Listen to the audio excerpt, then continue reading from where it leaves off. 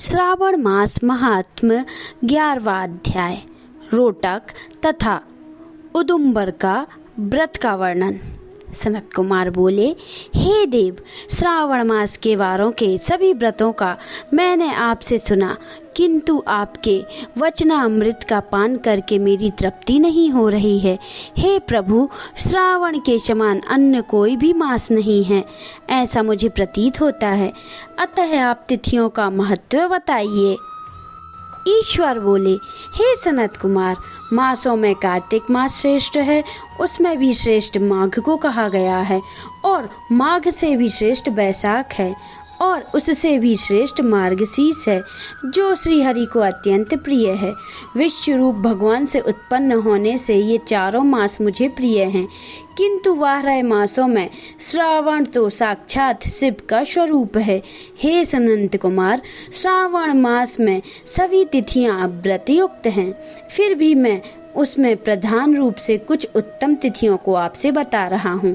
सर्वप्रथम मैं तिथि तथा वार से मिश्रित व्रत आपको बताता हूँ। श्रावण मास में जब प्रतिपदा तिथि में सोमवार हो तो उस महीने में 5 सोमवार पड़ते हैं। उस श्रावण मास में मनुष्यों को रोटक नामक व्रत करना चाहिए। यह रोटक नामक व्रत 3.5 महीने का भी होता है। यह लक्ष्मी की वृद्धि करने वाला तथा सभी मनोरथों की सिद्धि करने वाला होता है। हे मुने, मैं उसका विधान बताऊंगा, आप सावधान होकर सुनिए।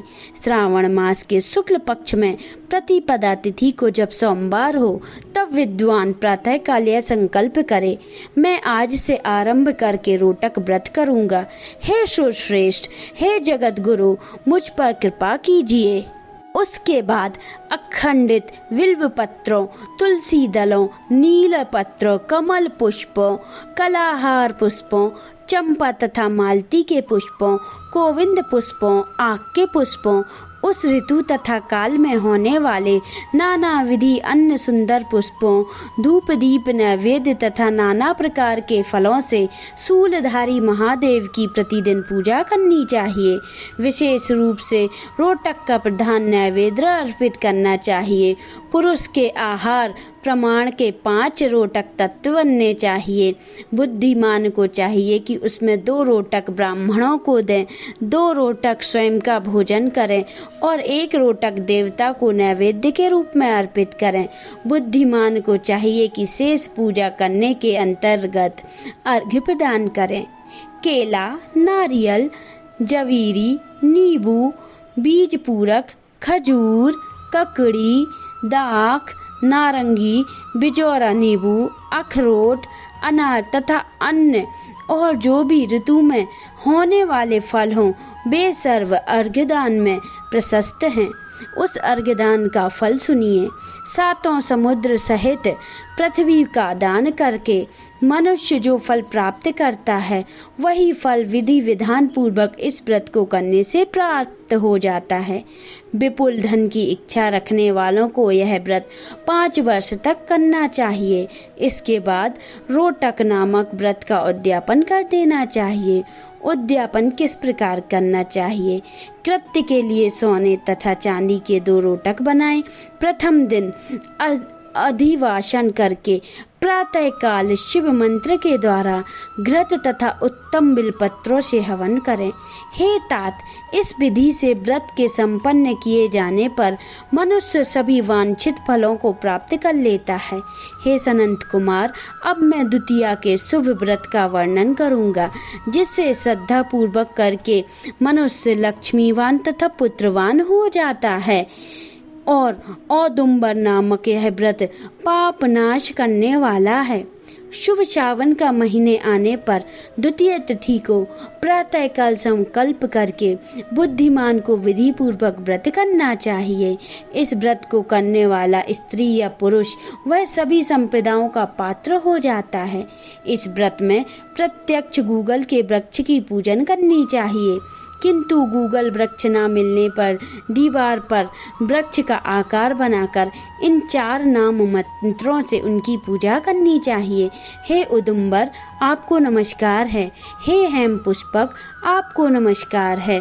जंतु सहित फल से युक्त तथा रक्त अंडतुल फल वाले आपको नमस्कार है। इसके अधिदेवता शिव तथा शुक्र की भी पूजा गूगल के वृक्ष से करनी चाहिए।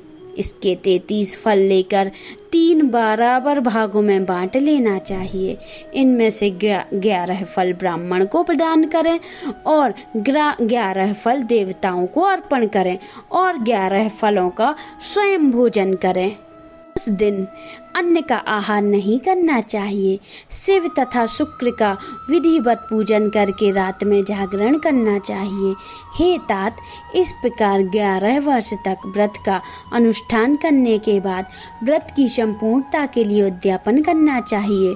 स्वर्णमय फल, पुष्प तथा पात्र सहित एक गूगल का वृक्ष बनाएं और उसमें शिव तथा शुक्र की प्रतिमा का पूजन करें। उसके बाद प्रातः काल होम करें।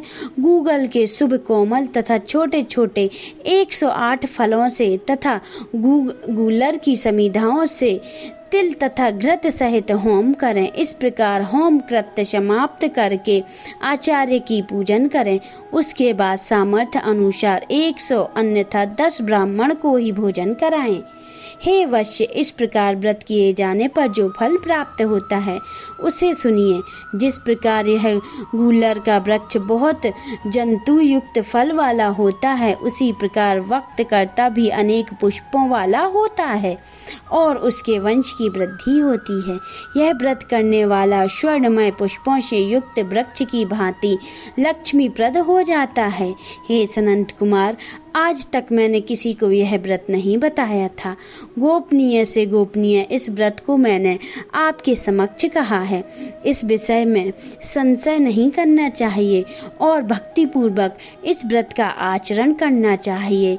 इस प्रकार श्री स्कंद पुराण के अंतर्गत ईश्वर सानंद कुमार संवाद में श्रावण मास महत्व का 11वां अध्याय संपूर्ण। बोलिए जय श्री राम। ओम नमः शिवाय। हर हर महादेव। अगर आपने अभी तक हमारे चैनल को सब्सक्राइब नहीं किया है तो जल्दी से आप सब्सक्राइब कर लें, जिससे आने वाले वीडियो आपको जल्दी जल्दी मिलते जाएं और नोटिफिकेशन बेल आइकन को प्रेस करें, जिससे आपको हमारे वीडियो का नोटिफिकेशन मिलता रहे। और लाइक और कमेंट करना ना भूलें। आप सभी को नमस्कार।